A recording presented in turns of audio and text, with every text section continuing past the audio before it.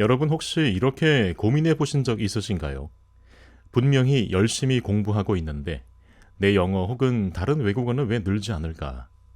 이럴 때 보통은 의지 탓을 하기도 하고 학습 교재를 탓하기도 하죠. 그런데 말입니다. 같은 조건에서도 어떤 사람은 가볍게 날아오르듯 실력이 확 늘고 누군가는 계속 제자리 걸음인 경우 보셨나요? 도대체 그 차이는 어디서 오는 걸까요? 오늘은 제가 여러분께 그 차이를 만들어내는 결정적인 요소를 말씀드리려 합니다. 그리고 이 요소를 알아두면 앞으로 여러분이 외국어 공부에 투자하는 시간과 노력이 훨씬 더 알차게 쓰일 겁니다. 바로 시작해 볼까요? 여러분, 정서적 안정 그리고 긍정적 피드백이라는 단어 들어보셨나요? 사실 우리가 언어를 배울 때 겁을 덜 먹고 편안한 마음으로 시도할 수 있는 환경이 무척 중요합니다. 그 이유부터 천천히 풀어볼게요. 흔히 그 스티븐 크라시엔 박사가 이야기한 affective filter, 그 정서적 여과막 이론이 있습니다.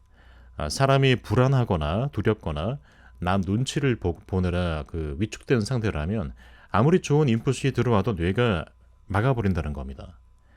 반면 안심하고 마음 놓을 수 있는 분위기에선 누구든 말하기를 시도하게 되고 틀려도 두렵지 않으니까 자연스럽게 피드백을 받아들일 수 있겠죠.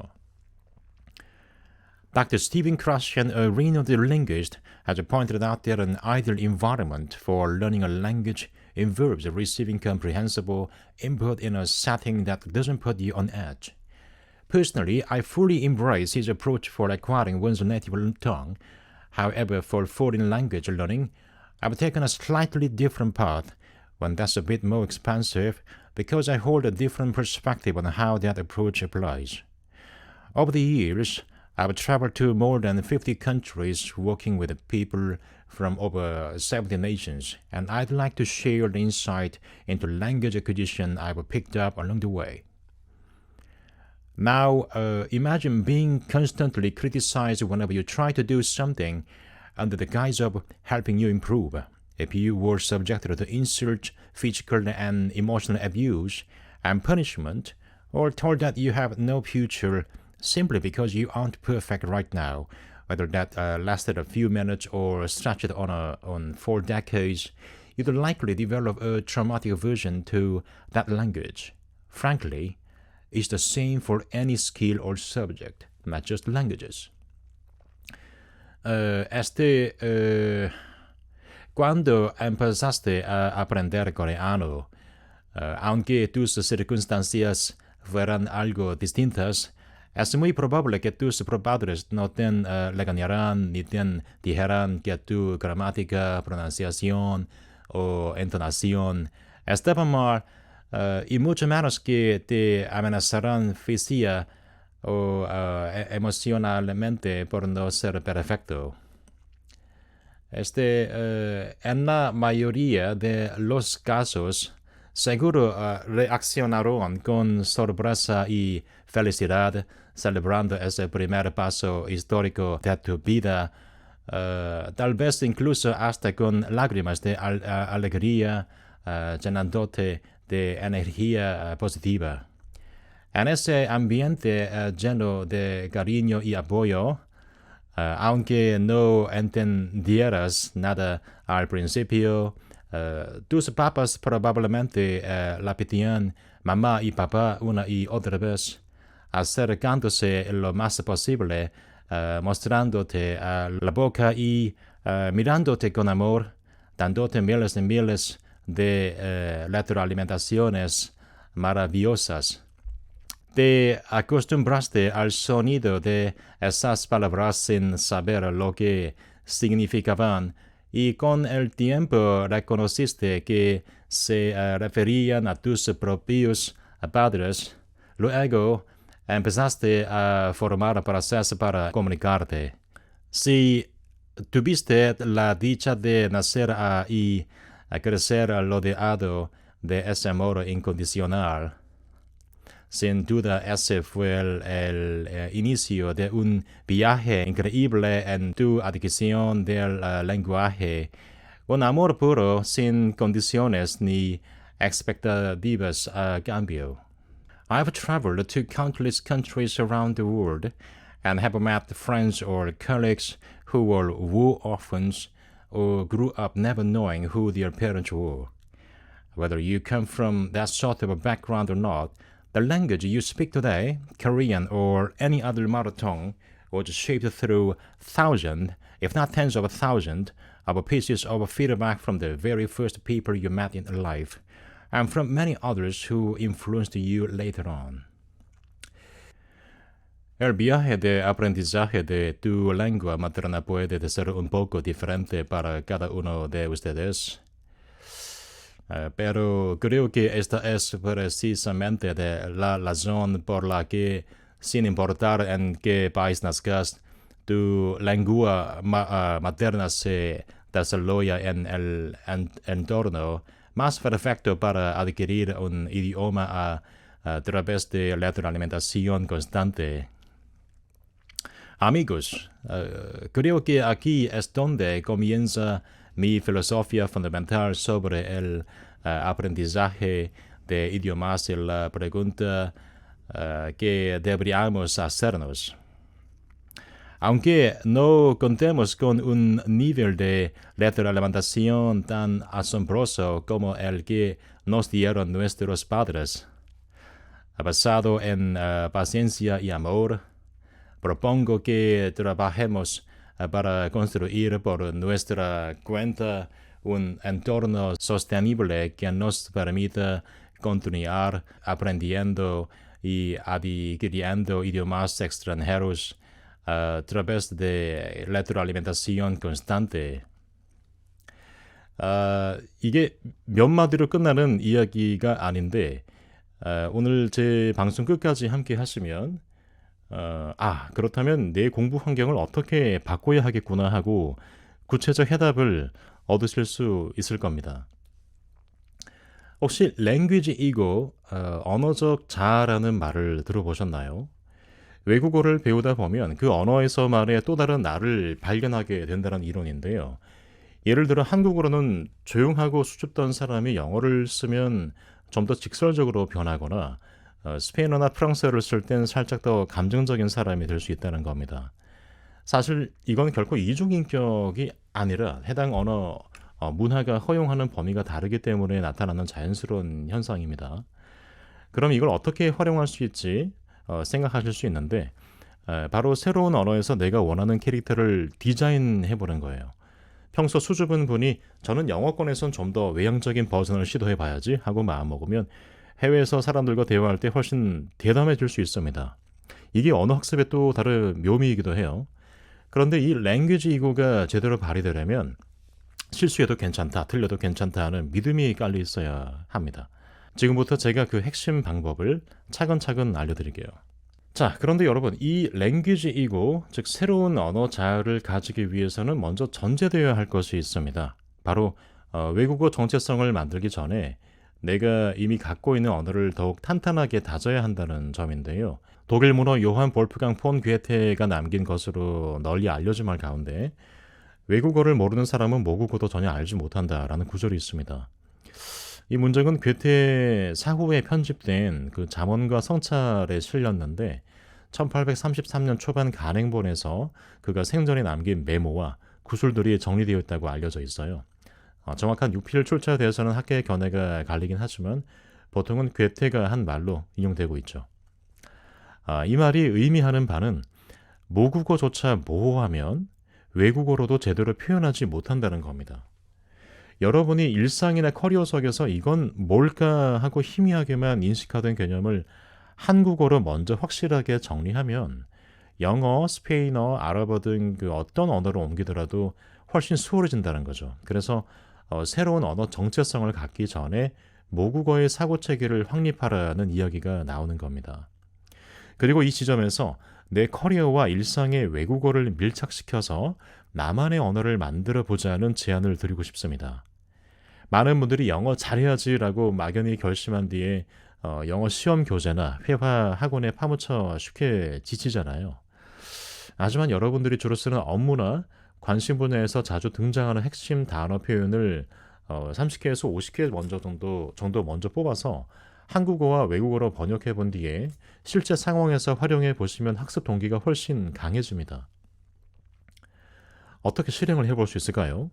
첫 번째, 자신이 매일 다루는 일이나 관심 분야를 떠올려 보는 겁니다. 그리고 두 번째, 거기서 핵심 단어 개념 30개에서 50개 정도를 뽑아 보시고요.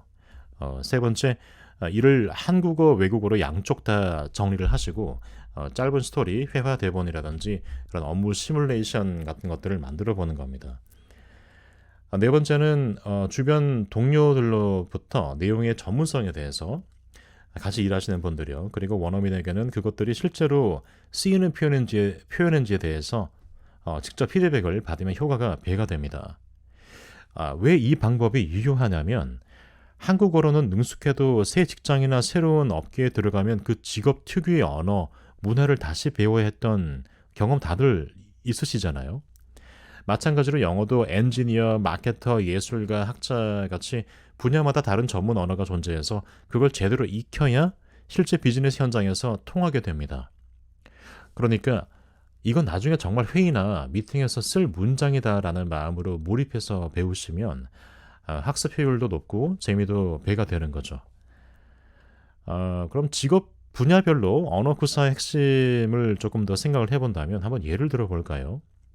여러분들이 만약 리더십, 매니지먼트 쪽에 계신다면 어떤 것들이 핵심 포인트가 될까요? 계획, 그리고 목표 전달, 또 팀원들을 독려하셔야 될 거고, 성과를 피드백하시고, 또 커리어를 코칭하시거나 동기부여를 할 수 있어야 될 겁니다. 구체적 언어는 어떤 게 있을까요? 우리 팀한테, 여러분들 팀에게 비전을 공유하고 싶어. 혹은 이 목표를 어떻게 달성할 수 있을지 논의해 봅시다. 성과 개선 플랜에 대해서 이야기를 해봅시다. 팀 빌딩을 해봅시다. 좀 이렇게 파워풀하면서도 존중 어린 어조, 그리고 긍정적이고 격려 중심의 표현이 있으면 좋겠죠. 여기서 또 필요한 필수 역량이 어떤 것들이 있을까요? 리더라면 문화 차이를 고려한 리더십 커뮤니케이션, 그리고 타 부서 또 다양한 국적들의 팀과 협업할 때도 알아듣기 쉬운 간결한 언어가 역량으로 갖춰져야 될 겁니다. 만약에 여러분들이 엔지니어이시거나 개발 쪽에 계신다면 핵심 포인트는 그런 기술적 스펙이라든지 그 설계를 명료하게 설명을 하실 수 있어야 될 거고, 문제 해결 방안을 협의할 수 있어야 되고, 또 협업 프로세스를 어떻게 할지를 조율을 하실 수 있어야 될 겁니다. 구체적인 언어로는요, 시스템 아키텍처라든지 문제 발생 로그를 분석하신다든지 코드를 리뷰하고 피드백하시고 또 성능 테스트를 결과를 뽑아내시고 이런 것들이 있을 수 있겠죠. 그러니까 정확한 기술 용어에 플러스 일반인도 이해할 수 있게 풀어내는 2단계 소통 능력이 반드시 필요할 겁니다. 엔지니어링이란 것은 어떤 기술에 기반해서 현실 속에서 구현을 하는 것이니까요. 필수 역량으로는 그러니까 그런 기술 과정을 논리적으로 정리하고 여러 부서, 디자인이나 퀄리티 어슈런스 같은 이런 부서들과 같이 또 이야기도 할 수 있어야 되고, 해외 지사랑도 협업 시에 전문 내용들을 전달할 수 있어야겠죠. 또 만약에 여러분들이 마케팅 영업에 계시다면요, 핵심 포인트라는 것은 그 여러분들께서 판매를 하시는, 비즈니스를 하시는 상품 서비스의 특성을 설명할 수 있어야 될 거고, 또 그런 현재 시장에 대해서 어떻게 또 분석을 하는지, 또 여러분들과 함께 할 파트너를 설득할 수 있어야겠죠. 전략적 제안도 할 수 있어야 될 겁니다. 구체적 언어라고 하면 타깃이는 고객이라든지 또 시장 세분화, 또 USP라고 하는 Unique Selling Point, 혹은 또 ROI, 투자 대비 수익 등 같은 것들을 또 들어볼 수가 있겠죠. 감성적으로 설득을 하면서도 수치 기반에서 논리를 조화롭게 구사할 수 있는 언어가 필요할 겁니다. 그러려면 필수 역량으로 그런 공감형 어휘라든지 어떤 그 고객의 이익과 또 만족, 가치에 대해서 이야기를 할 수 있어야겠죠. 또 플러스 재무 용어, 그러니까 전략 투자를 어떻게 할 건지, 예산을 어떻게 가져갈 건지에 대해서도 이야기를 할 수 있어야 할 거고요. 또 그 문화별로 소통 스타일을 이해하실 필요가 있을 겁니다. 만약에 여러분들이 예술, 경매, 그런 큐레이팅 같은 곳에서 종사를 하신다면 핵심 포인트는 작품의 가치라든지 신미성을 말씀하실 수 있어야 되고, 또 예술적 컨셉이라든지 또 구매자를 설득하고 대규모 거래를 협상할 수 있는 그런 언어가 필요하겠죠. 구체적으로 작가의 의도라든지 작품 컨셉과 시대 배경, 그리고 경매 시작가, 낙찰가, 그리고 투자 가치, 그리고 컬렉션 가치가 어떻게 또 올라갈 수 있는지 말씀하실 수 있어야 될 겁니다. 창의적인 표현력이 핵심일 거고요. 또 사업적 교섭 능력도 높은 금액이 오갈 수 있는 만큼 꼭 필요하시지 않을까 생각해 봅니다. 필수 역량으로는 그 예술적 감수성을 토대로 한 설득력이라든지 그 구매자를 매혹시키는 스토리텔링, 또 국제적 갤러리, 경매업 관계자와의 전문 협업 같은 것들이 필요할 수 있을 겁니다. 또 만약에 여러분들이 학술 연구 쪽에 계신다면요. 핵심 포인트는 그런 논문이라든지 프로젝트를 발표하시고 학회 교류가 있고 또 연구 결과를 더 설득할 수 있어야겠죠. 구체적으로 쓸 수 있는 언어 같은 것들은 그 연구 가설이라든지 이론, 그리고 실험 설계, 어떤 방법론, 메소돌로지가 있는지, 그리고 결과를 또 해석하고 또 피어 리뷰를 해보시고 또 인용, 또 그 논문 쓰실 때 보통 레퍼런스를 많이 가지고 오시잖아요. 어떤 학술에 기반해서 어떤 거를 레퍼런스로 해서 이런 그 구조화된 전문 용어를 가지고 객관적이고 논리적인 문체를 가질 수 있어야 될 겁니다. 당연히 필수 역량이라면은 국제 학술에서 필요한 커뮤니케이션, 학회 발표라든지 토론에서 필요한 그런 커뮤니케이션 역량이 있겠죠. 당연히 학자라면 글쓰기, 그리고 구두 발표 스킬, 또 협업을 그 글로벌 연구진들과의 협업을 위해서 그들과 그 공유할 수 있는 전문 용어를 잘 알고 그런 언어를 잘 쓸 수 있어야 될 겁니다. 자, 이처럼 분야마다 달라지는 직무 언어를 파악해서 자신만의 키워드 30개에서 50개 정도를 선정하시고 한국어, 외국어 양쪽으로 정리를 한다면 실제로 써먹을 상황을 가정하면서 몰입도가 훨씬 올라갑니다. 자, 그렇다면 이런 분야별 언어가 비즈니스 영어와 어떤 관련이 있을까요? 사실 단순히 구동사 수백 개와 고급 어휘를 멋진 발음으로 뱉는 게 전부가 아닙니다. 잠깐 발음 얘기가 나와서 말인데요.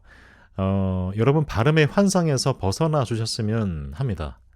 물론 저를 포함해서 모든 그 한국인 분들이 외국인으로서 또 그런 영어라든지 또 여타 다른 외국어들의 정확한 발음을 죽는 날까지 겸허히 연습해야 한다는 점에서는 이견이 없습니다만 실제 글로벌 비즈니스 환경에서는 영국 안에만도 저기 4-5가지 주요 악센트가 있고요. 런던 내에서도 수십 가지 억양이 공존합니다. 거기에 또 전 세계권 영어까지 합치면 여러분들이 기존에 전혀 보지도 못했던 그런 수천 가지 억양과 언어적 특성이 섞여서 사실상 거의 무한대에 가까운 영어 행태가 펼쳐집니다. 결국 이런 다양성 속에서 필요한 건 내 업무에 여러분 업무에 필요한 구체적 뉘앙스를 다룰 수 있느냐라고 생각합니다. 상대가 어느 국가 문화권에서 왔든 간결하고 경제적인 표현으로 일의 방향성을 공감시키고 또 협력을 이끌어낼 수 있어야 비로소 잘하는 영어라고 할 수 있거든요. 또 더군다나 영어는 그 저맥락 문화, 직접적, 구체적 기반입니다. 한국어처럼 말 사이의 뉘앙스나 대략적 맥락을 알아서 파악해 주길 기대하기 힘들고요. 그래서 내가 정말 하고 싶은 이야기 플러스 여러분만의 언어를 결합해야 말할 거리가 풍부해지고 자연스럽게 피드백도 주고받으면서 성장할 수 있습니다. 한번 여러분만의 주제를 확실히 마스터하시면 다른 영역으로의 확장도 훨씬 쉽습니다. 네, 결국 그 괴테의 명언처럼 외국어를 배우는 과정에서 모국어와 사고체계를 더욱 또렷하게 다지면서 자신의 전문 영역에 밀착시켜서 학습하시면 그 새로운 언어 자아, 그 랭귀지 이거를 자유롭게 설계해 나갈 수 있습니다. 처음부터 모든 말을 다 완벽하게 하려 애쓰시기보다는 가장 잘하고 좋아하는 분야를 토대로 다시 한번 키워드 30개에서 50개 정도를 추려서 한국어, 외국어를 병행 정리하시고 또 실제 업무나 관심 분야 상황을 가정해 보십시오. 이렇게 쌓은 나만의 언어 덩어리가 늘어날수록 외국어 습득이 시험 또 교재 중심에서 벗어나서 실제 여러분들의 인생을 더 풍성하게 만들어주는 굉장히 흥미진진한 여정이 되어드릴 겁니다. 자, 여러분 다음은 이 모든 과정에서 필요한 긍정적 피드백입니다. 아까 초기에 말씀드렸죠. 왜 긍정적 피드백이 중요하냐면 우리 교육 문화에서 틀리면 혼난다라는 긴장감 때문에 마음을 쉽게 닫게 되거든요. 감정이 이성보다 5배는 강하기 때문에 충분한 공감과 신뢰 없이 옳고 그름만 따지면 불편해지고 관계를 끊고 싶어진다는 겁니다. 예컨대 그 일면식도 없는 사람이 여러분의 얼굴빛만 보고 인생 잘못 살고 있네요 라고 일방적으로 말한다면 의도가 좋든 나쁘든 공감은커녕 거부감만 느끼게 되잖아요. 반면에 그 Devil's Advocate, 그 악마의 변호인처럼 만약에 여러분들이 의도적으로 반대 의견을 제기하도록 의사결정 단계를 설정해 두셔서 의도적으로 다양한 비판을 수용하고자 하신다면 여러분 마음속의 감정과 자아를 한시적으로 내려놓고 새로운 관점을 받아들일 수 있어야 합니다. 이를 통해서 또 이런 한정된 시야에서 벗어나서 더 나은 의사결정을 할 수 있다는 이점이 있습니다. 다만 이 경우에도 상호 존중이 전제되지 않으면 역효과가 날 수밖에 없겠죠. 이 부분은 추후에 좀 더 깊이 다뤄보겠습니다. 생각해 보십시오. 학창시절에 너는 왜 이 모양이니? 라는 말을 선생님께 듣고 그때부터 영어만 보면 주눅이 드는 분들도 많습니다. 반면 그런 말도 있구나. 근데 여기만 이렇게 좀 고치면 더 좋아질 것 같아. 처럼 부드럽게 수정해 주시고 잘하고 있어. 점점 나아지는 거 보여. 라고 칭찬해 주면 누구나 쉽게 용기를 얻을 수 있겠죠. 그러면 자연스럽게 반복 시도도 늘고 습득 속도도 훨씬 빨라집니다. 결국 어떤 피드백 환경에 놓이느냐와 내가 어떤 마음 상태로 피드백을 받아들이느냐가 외국어 학습의 큰 갈림길이 될 수 있습니다. 만약 주변에 기본적인 존중과 공감 없이 지나치게 지적만 하는 분이 있다면 잠시 거리를 두고 대신 건강한 응원과 긍정적 피드백을 줄 수 있는 이들과 공부해 보시는 게 어떨까요? 선택은 오롯이 여러분들의 몫입니다. 또 제가 실제로 만난 한 분은 한국에서 굉장히 또 무뚝뚝하고 또 말없는 스타일이었는데 영어를 배울 때 나는 영어권에서만큼은 좀 유머러스하고 외향적인 사람으로 살아보겠다고 결심을 했대요. 처음에는 서툴렀지만 조금씩 자신을 새롭게 디자인하면서 결국 해외 교환학생 시절엔 Hi, how are you? 하고 먼저 다가가는 캐릭터로 바뀐 거죠. 그리고 귀국하신 후에도 그 외향적인 랭귀지 이고를 한국어 생활에도 조금씩 녹여내면서 더 활달하고 유연한 성격을 갖게 되었다고 하더라고요. 결국 이건 단순히 언어 실력만 변하는 게 아니라 인생 자체가 달라지는 사례를 할 수 있습니다. 또 다른 한 분은 사우디아라비아 출신 후배였는데요. 이 친구가 한국에서 10년 넘게 살고 대학교를 나온 뒤에 입사를 했어요. 어느 날 제가 일을 마치고 있는데 한국어로 이 사우디아라비아 후배가 한숨을 푹 쉬면서 이러더라고요. 선배님, 먹고 살기 쉽지 않네요. 그 순간 저는 폭발적으로 공감이 일어서 너무 말이 힘들구나. 점심 때 밥 먹고 커피 한잔 같이 하자라고 즉각 반응했습니다. 원래 아랍어로 같은 상황에서라면요. 뭐랄까, 비스밀라, 마미안밀라, لازم نواصل حياتنا في هذا المجتمع الأجنبي ضروري نحافظ على أنفسنا مع كل هذه الظروف لكن في مجال الشركة لازم إني أسوي الشغل الخاص وأعمل المدير اللي يطلبه مني وفي وقت لاحق عندي موعد مع عندي أرفضه وهذا يحطني في موقف صعب أحس بالشعور القلق ولا أدري وش أسوي. 아랍어로 말했으면 이렇게 길게 말할 수도 있지만 만약 한국어 자아가 형성된 그 후배가 한국인이 쓰는 표현을 한국어로 자연스럽게 전달하니까 제가 훨씬 더 크게 공감할 수 있었습니다. 그러니까 그 친구가 새로운 언어, 한국어에 들어와서 한국인처럼 말하는 자아를 형성했다는 얘기죠.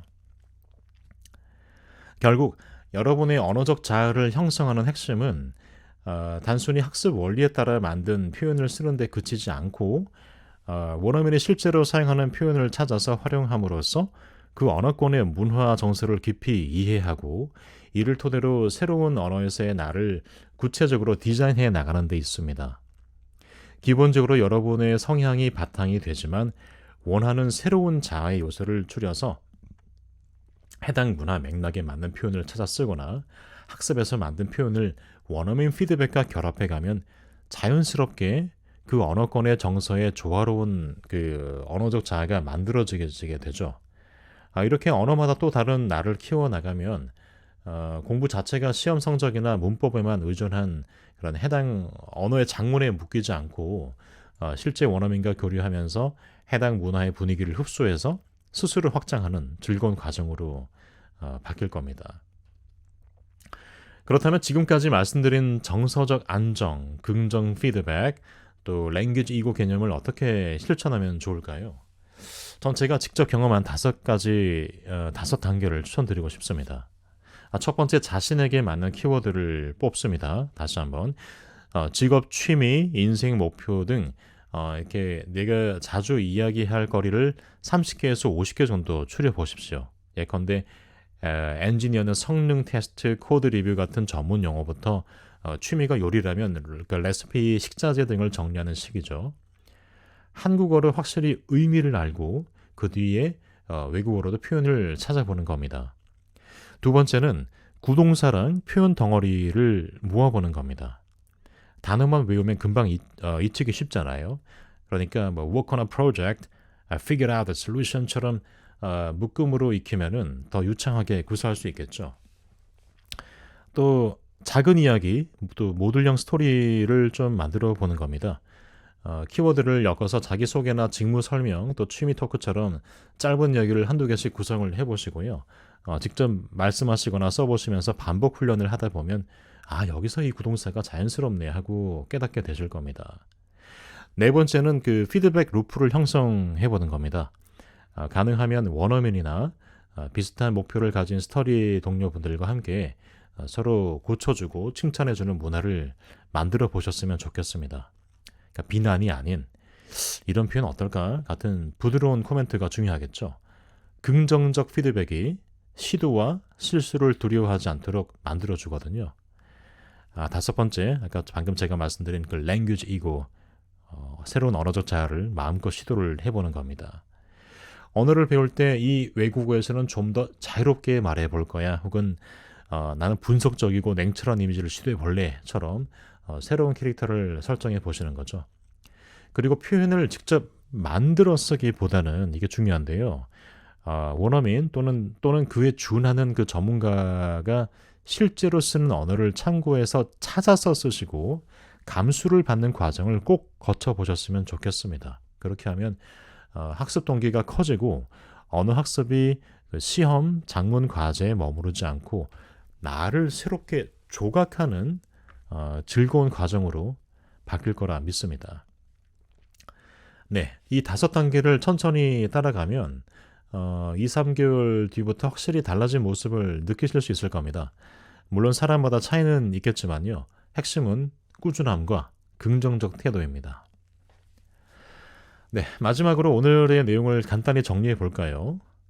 아까 제가 처음에 말씀드린 것처럼 첫 번째, 정서적으로 편안한 환경에서 언어를 배우면 뇌가 훨씬 열린 상태가 된다.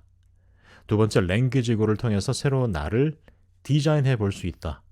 세 번째, 커리어와 실제 생활에 직결되는 표현들을 모아서 학습하면 동기와 필수성이 확실해진다. 네 번째, 긍정적 피드백이야말로 시도와 실수를 두려워하지 않게 하는 열쇠다.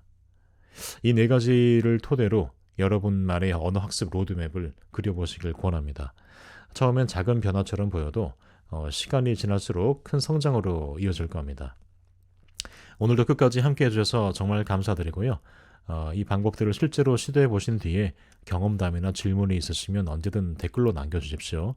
여러분 이야기에 제가 또 도움을 드리거나 더 구체적인 예시로 방송을 또 준비할 수 있습니다. 구독과 좋아요는 큰 힘이 됩니다. 그럼 저는 다음에 또 업그레이드된 언어 학습 팁과 함께 돌아오겠습니다. 이상 브레인지아즈였습니다. 생존을 넘어 탁월함으로. 감사합니다.